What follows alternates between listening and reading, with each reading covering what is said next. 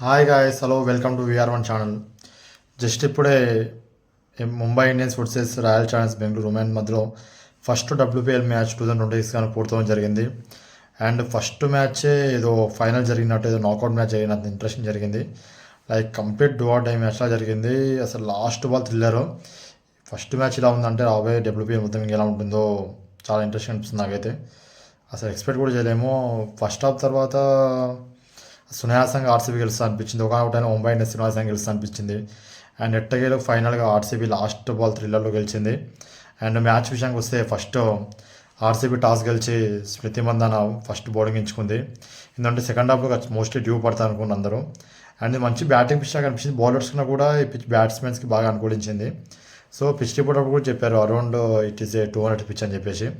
But నాకైతే అలా అనిపించింది. బట్ 170, 180 పిచ్ అయితే ఈజీగా అనిపించింది. బట్ ముంబై ఇండియన్స్ బ్యాటింగ్లో కొంచెం తలబడ్డారు. స్టార్టింగ్ పవర్ ప్లేలు సరిగా స్కోర్ చేయకపోయినారు, అది ఒక ఫ్యాక్టర్. అండ్ ఫస్ట్ టాస్ ఓడి బ్యాటింగ్ దీని ముంబై ఇండియన్స్. పవర్ ప్లేలోనే ఇక్కడ బెల్ చాలా తక్కడి బౌలింగ్ తోటి 2026 ఫస్ట్ ఐపీఎల్ మ్యాచ్లో తన ఫస్ట్ ఓవర్ మెడిన్ ఓవర్ చేసింది. అండ్ కంటిన్యూ డాట్ బాల్స్ వేస్తూ పోతూ తన థర్డ్ ఓవర్ స్పెల్లో పవర్ ప్లేలో ఒక వికెట్ అందించేసింది అమెలియా ఖెర్ది. తర్వాత కమిలిని కాసేపు ఆడి ప్లేయింగ్ చేసింది, తను కూడా ఎక్కువసేపు లేదు. తర్వాత సియర్ బ్రంట్ కూడా వెంటనే అవుట్ అయిపోయింది. 3 వికెట్స్ పడ్డ తర్వాత హర్మన్ప్రీత్ కౌర్ మంచి పార్ట్నర్షిప్ నిలబడి ప్రయత్నం చేసింది క్యారీతో కలిపి. కాబట్టి తను కూడా ఎక్కువసేపు లేదు. ఇట్లా రెగ్యులర్ ఇంటర్వెల్స్ వికెట్స్ పడుతూ వచ్చాయి. కానీ క్యారీ అండ్ సంజన మధ్యలో చాలా మంచి పార్ట్నర్షిప్ నెలకొనేది మధ్యలో. అండ్ వాళ్ళిద్దరు చాలా మంచిగా ఆడుకుంటూ పోతే, అంటే వీళ్ళ పార్ట్నర్షిప్ వల్లనే ముంబైకి ఈరోజు ఇంత స్కోర్ వచ్చింది. లేకపోతే మోస్ట్లీ ముంబై 110, 120 లోపలనే ఆల్అౌట్ అయిపోయేదేమో, లేకపోతే మోస్ట్లీ వాళ్ళ ఇన్నింగ్స్. అండ్ సంజన మరియు క్యారీ చాలా మంచి పార్ట్నర్షిప్తో స్కోర్ బోర్డ్ని స్లో ముందు తీసుకెళ్తూ మంచి టైం చేస్తూ షార్ట్స్ ఆడుతూ చాలా చక్కగా ఈ స్కోర్ని అందించిన ముంబైకి. అండ్ లాస్ట్లో ఫినిషింగ్ టచ్ కూడా చాలా మంచి వచ్చింది ముంబైకి. అండ్ ఇక్కడ మనం చూస్తే బౌలింగ్లో మాత్రం ఆర్సీబీ అందరు బౌలర్స్ మంచి చేసినా కూడా మెయిన్గా డీ క్లార్క్ ఇటు బ్యాటింగ్లోనే బౌలింగ్లో అదరగొట్టింది. ఫస్ట్ బౌలింగ్లో అదరగొట్టింది, 4 వికెట్లు తీసి హైయెస్ట్ వికెట్ టేకర్ ఈ మ్యాచ్లో. వరుసగా వాళ్ళ మెయిన్ బ్యాట్స్మెన్ అటువంటి నాట్ సివియర్ బ్రంట్ కావచ్చు, హర్మన్ప్రీత్ కౌర్ కావచ్చు, సంజన కావచ్చు, క్యారీ కావచ్చు, నలుగురు మెయిన్ బ్యాట్స్మెన్ వికెట్ మొత్తం టాప్ టు మిడిల్ వల్ల మొత్తం తను ఒక్కదే అందరిని అవుట్ చేసి పడేసింది. అండ్ కంప్లీట్గా చెప్పాలంటే బ్యాక్ బోన్ కంప్లీట్గా బెండ్ చేసింది ఈ మ్యాచ్లో అయితే డీ క్లర్కే.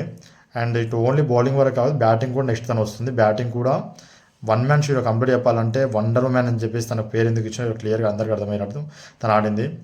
ఇంతకుముందు వరల్డ్ కప్లో ఎలా అయితే ఎక్కడ లేని మ్యాచ్ని ఇండియా పైన ఎలా అయితే గెలిపించిందో, ఇక్కడ కూడా ఎక్కడ లేని మ్యాచ్ని ఇక్కడ బౌలింగ్లోనూ అతని బ్యాటింగ్తో అద్భుతమైన స్కిల్స్ తోటి మ్యాచ్ వన్ సైడ్ చేసింది ఆర్సీబీకి. అండ్ ఈ మ్యాచ్లో ఓన్లీ వన్ మ్యాన్ షో, ఇటు 2 టీమ్స్ కలుపుకున్న వన్ మ్యాన్ షో ఏదైనా ఉందంటే అది ఓన్లీ డీ క్లర్క్ది మాత్రమే.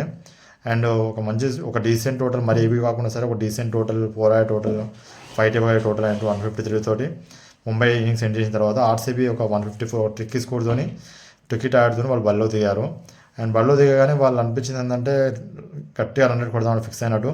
స్టార్టింగ్ 3 ఓవర్స్లోనే 40 రన్స్ కొట్టారు. ఇదేంది మ్యాచ్ ఈజీగా వన్ సైడ్ అయిపోయింది, ఇంకా వీళ్ళు బాల్ 2 రన్ కొట్టుకున్నారు సార్, ఈజీగా గెలుస్తారు అనుకున్న టైంలో.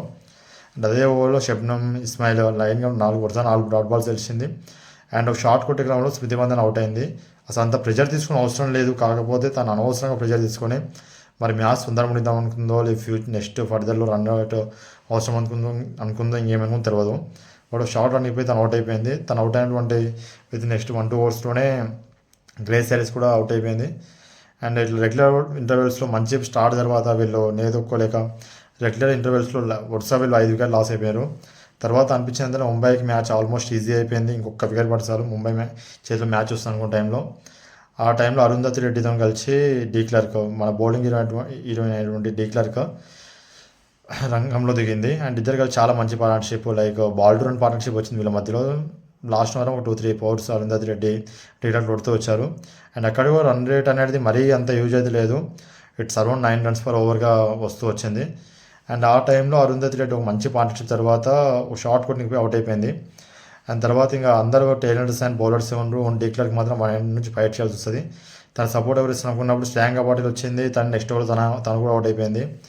అండ్ ఇక్కడ మ్యాచ్ అనిపించింది అంటే ఆల్మోస్ట్ ముంబై చేతిలో ఉంది, ఎందుకంటే డీ క్లర్క్ సపోర్ట్ ఇచ్చేవాళ్ళు లేరు.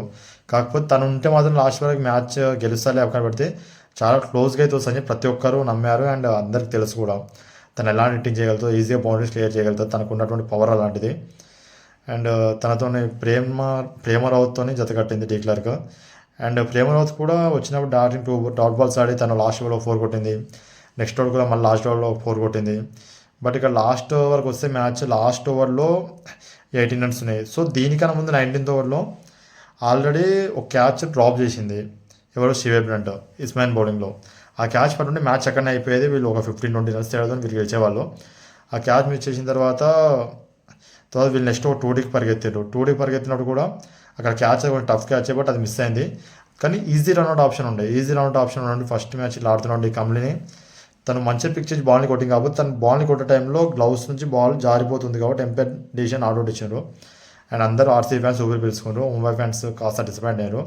బట్ అయినా లాస్ట్ ఓవర్లో చాలా పెద్ద స్కోర్ ఉంది. లాస్ట్ ఓవర్లో 17 రన్స్ కొట్టాలి అన్నప్పుడు స్టార్టింగ్ 2 బాల్స్ చాలా మంచిగా పడ్డాయి. అండ్ ఇంకా 2 బాల్స్ని ఆల్మోస్ట్ కొట్టేది ఉంది. ఇంకా 18 runs. First ball dot, second ball dot పడ్డా. ఇంకా 4 బాల్స్ 17 రన్స్ ఉన్నాయి. ఆ టైం షివేబ్ బ్రంట్ చక్కగా లాంగ్ ఆఫ్ 5 నుంచి ఒక 6 కొట్టింది. అండ్ తర్వాత థర్డ్ మ్యాన్ నుంచి ఒక 4 కొట్టింది.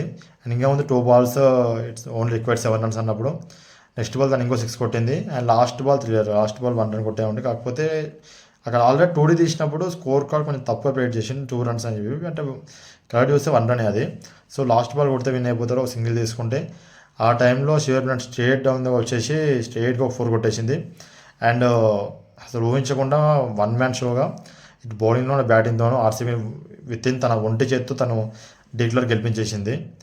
అండ్ నేను చెప్తున్నా తను వండర్ ఉమెన్ అని చెప్పేసి ఎప్పుడైతే పేరు ఇచ్చిందో అప్పటి నుంచి ఇండియా అగ్నెస్ట్గా సౌత్ ఆఫ్రికా నుంచి వండర్ చేసింది. అండ్ WPL 2026లో ఫస్ట్ మ్యాచ్ తను వండర్ చేస్తుంది. అండ్ క్లియర్గా ఏంటంటే ఎలిస్ పెరీ లేని లోటు ఎక్కడ ఆర్సీబీ కనిపిస్తుంది అనుకుంటు. బట్ ఈ మ్యాచ్లో అయితే డిక్లర్క్ ఎలిస్ పెరీగా నేను తక్కువ దానిగా అని చెప్పి నిరూపించుకుంది. అండ్ ఈ దాంట్లో పాజిటివ్స్ ఆర్సీబీ ఉన్నాయంటే మంచి ఓపెనింగ్ ప్లే గ్రేస్ సారీస్ మంచి దొరికింది. అండ్ డిక్లర్క్ అయితే ఎలిస్ పెరీలోని లోటు సీజన్ మొత్తం తీర్చాడు నాకు అనిపిస్తుంది. అండ్ నిజంగా ఉదయం ఎక్కడనో చిన్నగా ఉండే నాకు ఎలిస్ పెరీ లేదు టీం వీక్ అనిపిస్తుంది. బట్ ఆర్సీబీ మాత్రం డిక్లర్క్ బ్యాటింగ్ అండ్ బౌలింగ్ తోటి సాలిడ్ అనిపిస్తుంది. అండ్ ఈ సీజన్ ఒకరు వాళ్ళు కానీ క్వాలిఫై కాకపోతే నేను ఖచ్చితంగా డిసప్పాయింట్ అవుతాను. అండ్ ముంబై కూడా అసలు ఆ స్కోర్ని డిఫెండ్ చేసుకోవడంలో అసలు ఇంత టఫ్ ఫైట్స్ నేను కూడా ఎక్స్పెక్ట్ చేయలేను ఆఫ్టర్ 3 ఓవర్స్ పవర్ ప్లే తర్వాత. And well done Mumbai and congratulations RCB. And రేపు ఇంకో మ్యాచ్తో మళ్ళీ కలుద్దాం. అందరూ హ్యాపీగా నవ్వుతూ ఉండండి. And keep smiling always. జై శ్రీకృష్ణ.